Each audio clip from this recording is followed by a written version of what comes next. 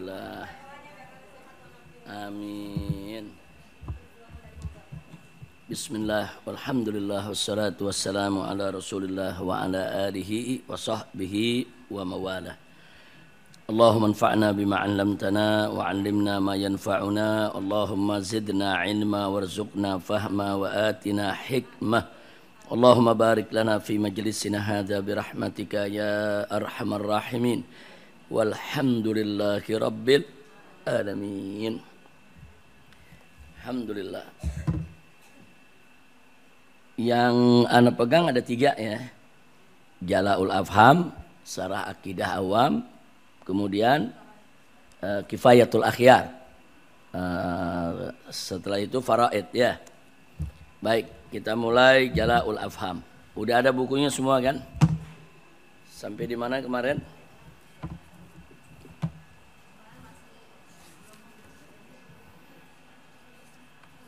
Kemarin awalnya sudah abda'u bismillah. Sudah falhamdulillahil qadimil awal ila harkal. Halaman 23 sekarang.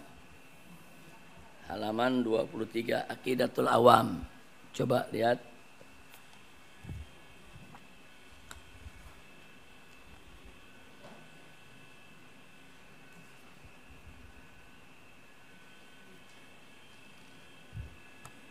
Ya, kita lihat halaman 23. Bismillahirrahmanirrahim. Qala radhiyallahu ta'ala anhu wa ardahu wa nafanallahu bi ulumihi wa nafahatihi wa barakatihi wa asrarihi wa anwarihi fid dini wad dunya wal akhirah. Qala an-nazim rahimahullah falhamdulillahil qadimil awwali wal akhiril baqi bila tahawuli. Jadi kalau kemarin yang sudah kita pelajari bahwa muallif pengarang kitab sudah memulai kitabnya dengan basmalah. Kemarin kita sudah baca abda'u bismillahi warrahmani wabirrahimi daimil ihsani.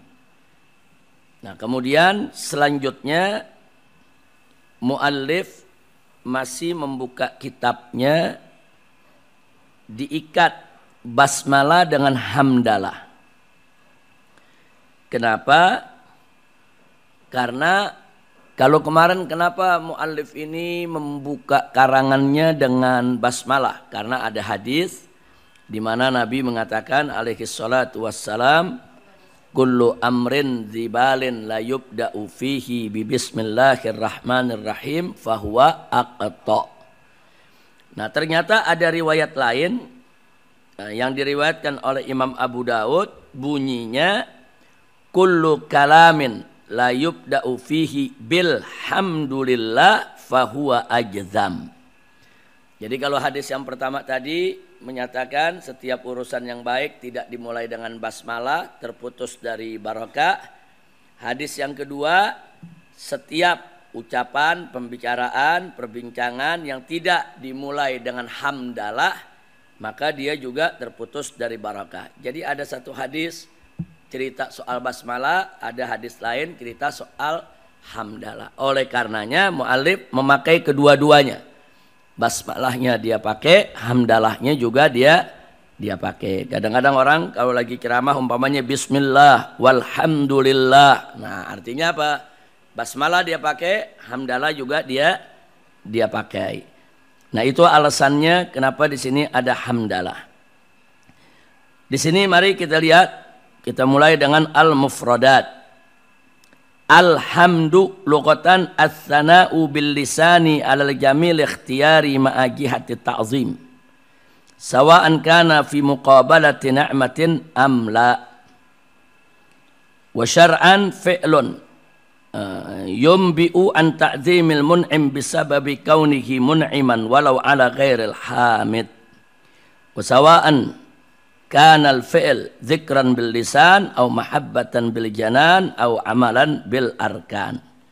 Ini menarik penjelasan tentang alhamdu. Jadi alhamdu itu adalah pujian. Nah, pujian ini jadi ada alhamdu, ada asyukru. Nah, perbedaannya kalau alhamdu itu pujian yang kita berikan, baik pujian itu merupakan balasan dari suatu kebaikan karena kita dapat nikmat, kita puji atau enggak. Nah, jadi kalau alhamdu itu kita memuji enggak mesti kita sedang mendapatkan nikmat. Kalau asyukru biasanya pujian juga, tapi biasanya pujian itu diberikan muqabalah nikmah karena adanya suatu nikmat. Jadi begitu kita dapat nikmat, kita bersyukur. Nah, tapi kalau alhamdu itu lebih luas lagi. Baik dapat nikmat maupun tidak, kita tetap memuji Allah. Itu pengertian alhamdu yang mesti kita pahami. Jadi intisarinya di dalam pembukaan ini bahwa al-muallif memulai kitabnya untuk mencari keberkahan dari Allah Subhanahu wa taala sebagai bentuk pengamalan dari petunjuk dan arahan Nabi Muhammad sallallahu alaihi wasallam, memulai dengan basmalah dan hamdalah. Ini patut kita contoh. Jadi kalau para ustazah mengarang kitab, jangan lupa dimulai dengan basmalah atau dimulai dengan hamdalah atau dimulai dengan keduanya. Nah, begitu juga kalau ceramah. Nah, jadi kalau kita ceramah, kita khutbah sama. Mulailah dengan basmalah atau dengan hamdalah atau dengan keduanya. Nah, setelah dia mengucapkan syukur, maka di sini mulailah dia mencantumkan beberapa sifat Allah. Nah, ini pelajaran kita masuk kepada sifat Allah. Dikatakan falhamdulillahil qadimil awwal. Al-qadimil awwal. Nah, di sini kita dapat satu sifat yang pertama qadim. Nah, apa itu qadim? Perhatikan. Al-mawjudul ladzi laisa liwujudihi ibtidaan wal mawjudul ladzi lam yazal. Jadi al-qadim itu adalah al-mawjud, yaitu zat yang ada, alladzi laisa liwujudihi, yang keberadaannya laisa liwujudihi ibtidaan, yang keberadaannya tidak ada permulaan. Jadi Allah itu maha ada yang keberadaannya tanpa permulaan. Sesuatu yang ada dengan permulaan itu makhluk. Semua makhluk adanya pasti punya permulaan. Jadi yang keberadaannya tanpa permulaan adalah Allah. Makanya di sini dikatakan al-mawjudul ladzi laisa liwujudihi ibtidaan. Laisa liwujudihi ibtidaan. Ibtidaan itu permulaan. Allah enggak ada permulaannya. Bahkan wal mawjudul ladzi lam yazal, yaitu Allah itu maha ada dan akan seterusnya ada. Nah, makanya setelah disebutkan qadim tadi diikat dengan al-awwalil akhir. Allah itu salah satu namanya adalah awal. Nah, sekarang mari kita lihat kenapa Allah di salah satu namanya adalah awal. Di sini dikatakan al-awwal maksudnya qabla kulli syai'in bila bidayah. Sebelum segala sesuatu tanpa permulaan. Itu yang dimaksud al-awwal. Terus nama Allah juga ada al-akhir. Al-akhir artinya ba'da kulli syai'in bila nihayah. Yaitu setelah segala sesuatu tanpa akhir. Jadi Allah tanpa permulaan dan tanpa penghabisan. Nah, perhatikan baik-baik, itu sifat Allah yang mesti kita jaga, kita pahami bahwa Allah tidak bermula dan Allah tidak berakhir. Bahwa Allah maha awal tanpa permulaan dan maha akhir tanpa penghabisan. Nah, dari situ dikatakan lagi al-baqi. Al-baqi artinya dari kata baqa. Nah, yaitu ad-daim alladzi la yazul. Al-baqa artinya dia kekal, abadi, la yazul, dia enggak bakal pernah sirna, enggak bakal pernah punah, enggak bakal pernah hilang. Nah, ini yang perlu kita ketahui. Jadi dalam satu baris ini setelah mengucapkan hamdalah, muallif ini menyampaikan kepada kita tentang beberapa sifat Allah yang maha mulia lagi maha agung. Kemudian berikutnya disebutkan bila tahawuli. Bila tahawuli yaitu bila taghayyur. Bila taghayyur itu tanpa perubahan. Wa huwa tafsirun lil baqi, dan dia merupakan penjelasan daripada sifat al-baqi. Sifat al-baqi itu kekal abadi. Ya, kekal abadi di sini bukan hanya diartikan ada selamanya, tapi juga bila taghayyurin, nggak ada perubahan. Allah nggak berubah. Allah dari apa namanya, Allah dari zatnya itu maha kekal, maha abadi, dan tidak pernah mengalami perubahan. Karena yang mengalami perubahan itu adalah makhluk. Nah, jadi di sini kita lihat inilah beberapa mufradat yang kita perlu ketahui dari kata-kata yang disebutkan pada baris kedua nazam yang kita pelajari. Nah, sekarang kita masuk ke asyarah. Nah, siapa yang baca asyarah? Silakan. Silakan, siapa yang baca? Ya, fadhal.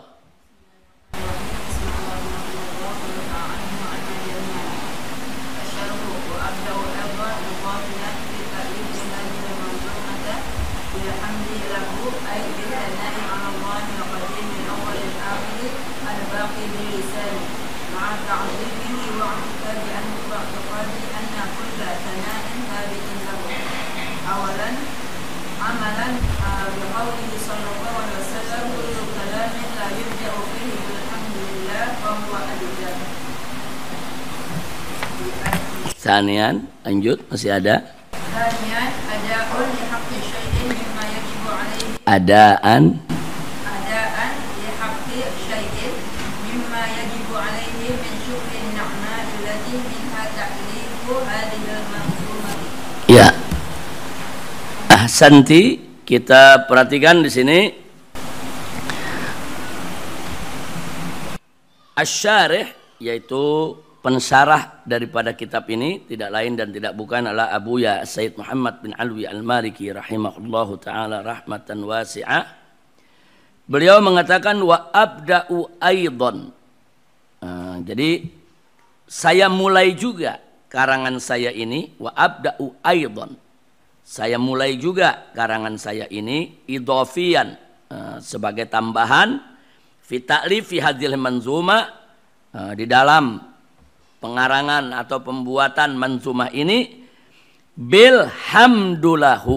Nah, ini boleh dibaca bilhamdi, boleh juga bilhamdu. Kalau bilhamdi berarti dia jar majrur. Tapi kalau bilhamdu maksudnya alhamdu itu dipisah. Bi dengan alhamdulillah. Seperti di bawah, lihat dalam hadis. Kullu kalamin la yubda'u fihi bilhamdulillah. Nah, jadi kalau ada yang nanya, kenapa bilhamdulillah bukan bilhamdulillah? Kalau bilhamdi berarti jar majrur. Kalau bilhamdu maksudnya bi dengan alhamdulillah. Begitu, kira-kira jelas tidak? Jadi alhamdulillahnya itu ada fi mahalli jar. Alhamdulillah sekaligus itu satu kesatuan, satu kata yang dia berada di dalam hukum jar, hukum majrur. Nah, tapi kalau kita mau baca tadi di atas bilhamdillahu, boleh, silakan. Jadi beliau katakan, aku mulai juga karanganku ini sebagai tambahan setelah basmalah tadi, yaitu dengan alhamdulillah. Apa itu alhamdulillah? Bisana, yaitu pujian Allah, kepada Allah, untuk Allah, atas Allah. Allah yang mana? Yang punya sifat al-qadim, al-awwal, al-akhir, al-baqi. Nah, kemudian di sini dikatakan bahwa alhamdu di sini disebutkan bisana'i 'alallahi, akhirannya bil lisan, yaitu aku ucapkan pujian kepada Allah itu dengan menggunakan lisan. Naam. Sebab kembali ke atas kita lihat wasar'an fi'lun yumbi'u an ta'zimil mun'im. Jadi alhamdu itu adalah satu kata kerja yang berdiri atau digunakan untuk ta'zimil mun'im, untuk mengagungkan sang pemberi nikmat. Bisababi kaunihi, dengan sebab karena memang pemberi nikmat itu adalah satu zat yang mun'iman, yang selalu memberikan nikmat walau ala ghairil hamid. Walaupun nikmat tersebut diberikan kepada orang yang tidak memuji. Orang yang memuji ataupun tidak memuji Allah semuanya mendapatkan nikmat. Wa sawa'an kana al-fi'lu dzikran bil lisan. Jadi memuji Allah itu bisa berbentuk yaitu perbuatan. Seperti apa? Dzikran bil lisan. Seperti mengucapkan alhamdulillah dengan lisan. Au mahabbatan bil janan, atau bisa juga berupa rasa cinta, yaitu dengan hati nurani kita. Orang mengucapkan alhamdulillah nggak mesti lidahnya yang mengucapkan alhamdulillah. Kadang-kadang hatinya yang bersyukur kepada Allah, hatinya yang memuji Allah. Au amalan bil arkan, atau bisa dikatakan juga memuji Allah yaitu dengan perbuatan dengan anggota tubuhnya. Dia berbuat baik, dia mematuhi perintah Allah, itu juga semua termasuk jenis daripada pujian untuk Allah. Tapi biasanya alhamdulillah itu digunakan pujian dengan menggunakan lisan. Naam. Baik. Selanjutnya kita lihat di sini ma'a ta'zimihi wa i'tiqadin anna kulla sana'in sabitun lahu. Jadi pengertian alhamdulillah yang hakiki itu bukan sekedar mengucapkan dengan lisan saja, tapi juga ma'a ta'zim. Dia mengucapkannya dengan penuh pengagungan kepada Allah. Kalau orang cuma ngucapin alhamdulillah, ngucapinnya tidak ada penghayatan untuk mengagungkan Allah, itu alhamdulillah belum sempurna. Sempurnanya alhamdulillah itu pujian untuk Allah selain disebutkan dengan lisan, tapi juga dihayati dengan hati, dengan apa? Ma'at ta'zimi, dengan mengagungkan Allah. Wa'tiqad, dan dengan keyakinan anna kulla sana'in, bahwa setiap pujian, seluruh pujian sabitun lahu, yaitu ada artinya sabitun lahu, bahwa Allah berhak dengan pujian tersebut, ya kawan. Allah maha berhak dengan pujian tersebut. Nah kemudian Syarih juga menjelaskan kenapa di nazam ini menggunakan hamdulillah. Tadi sudah kita jelaskan amalan bigaulih sallallahu alaihi wasallam, yaitu untuk mengamalkan daripada pesan Nabi Muhammad sallallahu alaihi wasallam. Karena Nabi pernah mengatakan kullu kalamin, setiap ucapan, perbincangan, la yubda'u fihi, yang tidak dimulai di dalamnya itu bilhamdulillah, dengan kata alhamdulillah, fahuwa ajzam. Ajzam dengan akta itu sama, artinya dia terputus dari barakah, dia kosong daripada barakah. Nah ini ada tanda di bawah, kita lihat diriwayatkan oleh Imam Abu Dawud, hadis ke 4807. Jadi kalau ibu-ibu beli beli kitab Sunan Abi Dawud yang muraqqam, artinya muraqqam yang diberi nomor. Nah cari nomor sekian, hadisnya ada di kitab tersebut. Kemudian wahassanahu Ibnu Shalah, dan hadis tersebut diberikan nilai oleh Ibnu Shalah. Ibnu Shalah itu seorang ulama besar, seorang ahli mustalahul hadis, dan beliau punya kitab namanya Muqaddimah Ibnu Shalah, satu kitab mustalah yang luar biasa. Nah beliau memberikan nilai bahwa hadis ini hadis hasan. Hadis ini diberikan nilai hadis hasan. Ya, sedangkan sumber daripada hadis ini adalah Abu Hurairah radhiyallahu anhu. Nah, kemudian yang kedua, pensara juga mengatakan adaan li haqqi syai'in mimma yajibu 'alaihi min syukri na'ama allati minha ta'lifi hadhil manzumah. Jadi, kenapa kitab ini dimulai dengan kata alhamdulillah? Pertama, mengamalkan ajaran Nabi, mengamalkan apa yang diucapkan oleh Nabi. Yang kedua, sekaligus untuk menunjukkan bahwa memang siapapun nggak bisa mengarang suatu kitab kecuali mendapat nikmat dari Allah, sehingga ini menjadi adaan li haqqi syai'in mimma yajibu 'alaihi min syukrin na'mah. Dia menjadi pelaksanaan daripada penyampaian sesuatu yang memang Allah berhak. Sebagai pemberi nikmat di dalam mengarang kitab ini, Allah maha berhak untuk mendapatkan pujian. Nah inilah yang disampaikan. Baik, Satu baris ini sudah kita bacakan barusan. Kembali kepada pelajaran mustalah. Ibu-ibu pernah belajar mustalah dan masih sampai hari ini dengan Habib Alwi. Di sini disebutkan tadi Ibnu Shalah mengatakan bahwa hadis ini hadis hasan. Nah, siapa yang bisa menyampaikan di majelis ini beda antara hadis sahih dan hadis hasan? Baik. Ibu-ibu udah belajar nih mustalah nih. Nah, sekarang giliran saya yang nanya. Ayo, apa beda hadis sahih dan hadis hasan? Silakan. Ada para ustazah yang bisa jawab? Naam. Ya. Kenapa? Nggak dengar kita, jauh kayaknya. Kenapa? Oh, lebih dobit. Dobit. Terus bagus. Rawinya lebih dobit. Dobit itu artinya bu ya. Dobit itu aqwa fil hifz. Dia lebih kuat di dalam hafalan. Jadi kalau dia meriwayatkan apa-apa tuh hafalannya kuat. Fathah, kasrohnya, hurufnya itu enggak berubah. Nah, ada kadang-kadang perawi hafalannya kurang kuat. Nah, kadang-kadang ada kata-kata yang dia lupa atau kadang-kadang hafalannya agak sedikit lemah, tidak sehebat hafalan yang dhabit. Baik, sekarang pertanyaan berikutnya. Siapa yang bisa menyebutkan ada 5 syarat hadis sahih? Nah, coba ibu-ibu sebutin satu dulu. Nah, siapa yang mau menyebutkan? Satu saja. Sanadnya tersambung. Ittisalus sanad. Sanadnya tersambung. Bagus. Itu syarat yang pertama. Kalau sanadnya tidak tersambung berarti tidak sahih. Nah, perhatikan tuh.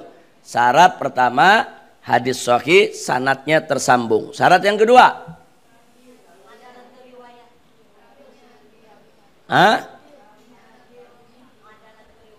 Adalatur riwayah, rawinya adil. Apa maksud adil? Apa maksudnya bagi-bagi harta, bagi sama? Apa maksudnya adil? Tidak bohong. Itu aja tidak bohong aja. Apa maksudnya adil? Dia nggak bohong, tapi dia nggak sholat. Adil nggak? Jadi apa maksudnya adil?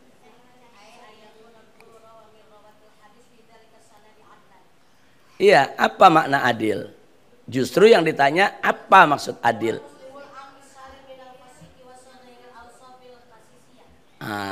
Jadi adil itu singkat kata orang yang baik. Dia nggak maksiat, dia nggak punya sifat-sifat tercela. Secara umum dia orang yang baik. Kalau disebut orang yang baik berarti dia sholat gak? Sholat. Berarti puasa gak?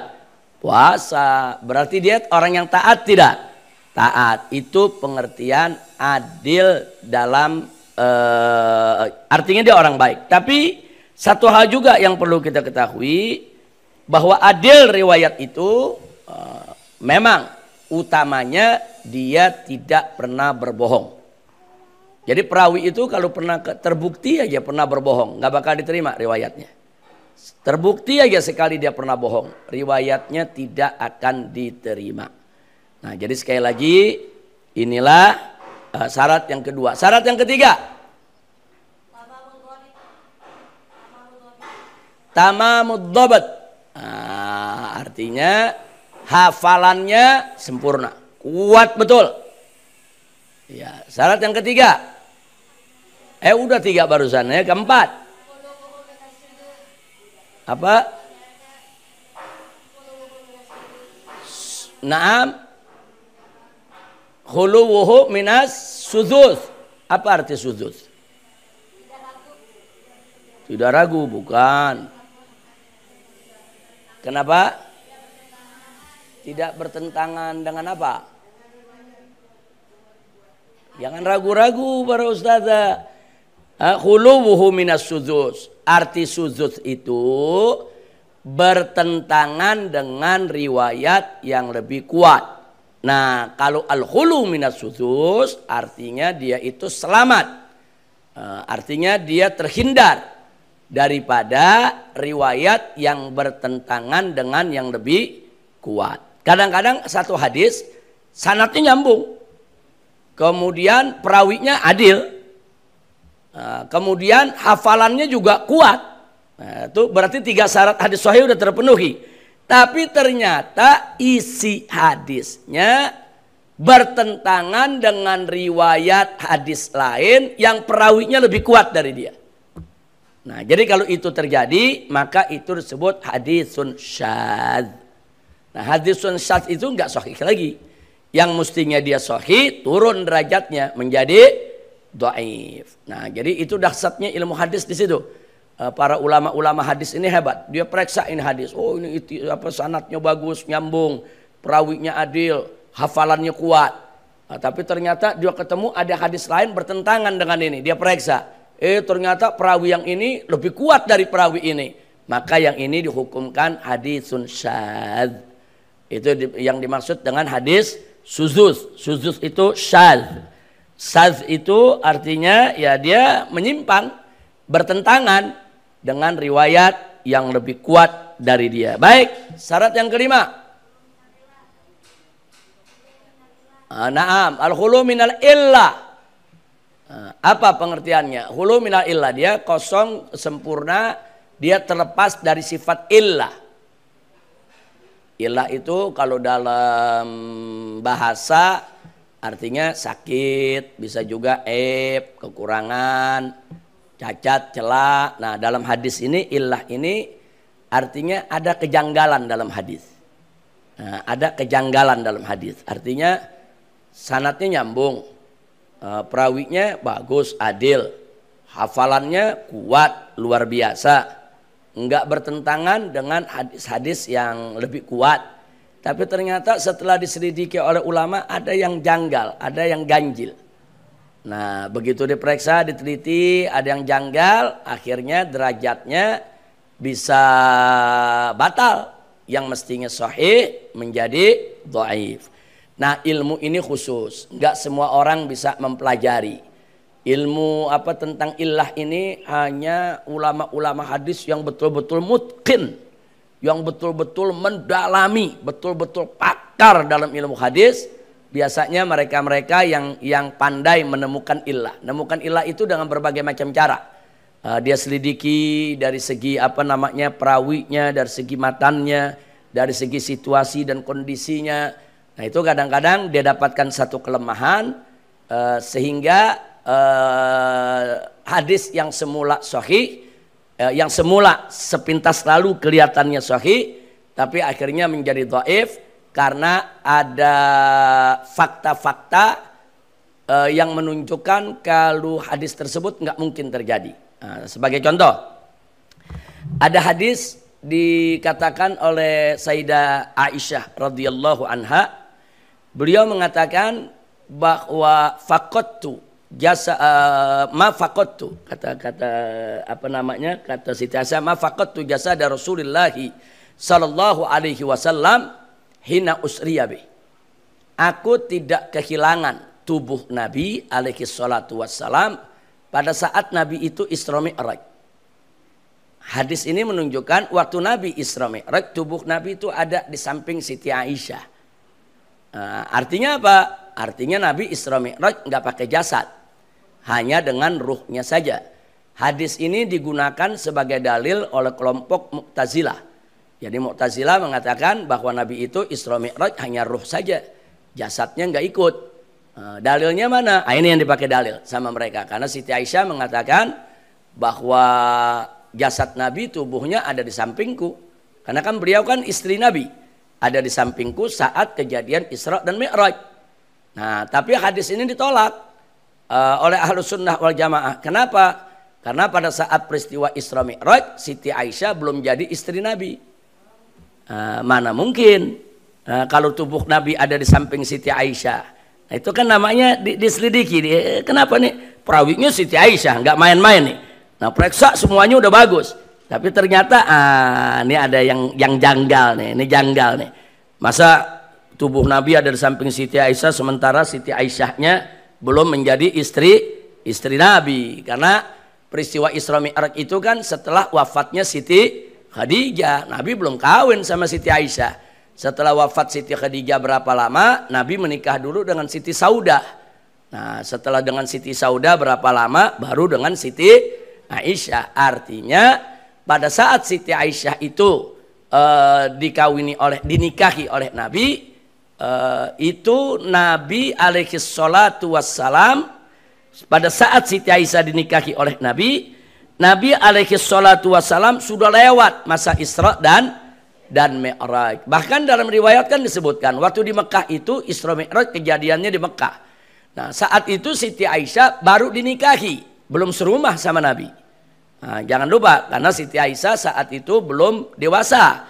Setelah hijrah ke Madinah, Siti Aisyah dewasa, baru diantar oleh Sayyidina Abu Bakar Siddiq tinggal serumah dengan Nabi kita Muhammad sallallahu alaihi wasallam. Berarti Siti Aisyah mulai tidur bersama Nabi jauh setelah kejadian Isra dan Mi'raj. Kira-kira jelas gak? Nah, ini menyelidiki semacam ini nggak mudah tuh Bu. Tuh kalau bukan orang yang pakar betul, ulama yang betul-betul mungkin dalam ilmu hadis, sulit. Karena itu ada hadis-hadis tertentu yang dinilai oleh sejumlah ulama ini dhaif. Ini ada ilah. Apa ilahnya? Dia jabarkan ilahnya. Yang membuat dia ragu dengan kesahihan hadis tadi dan seterusnya. Nah, jadi itulah 5 syarat dari hadis sahih. Nah, lalu syarat hadis hasan sama, kecuali di syarat kekuatan hafalan. Jadi syarat ittisal sanad sahih dan hasan sama. Syarat perawinya adil sahih dan hasan sama.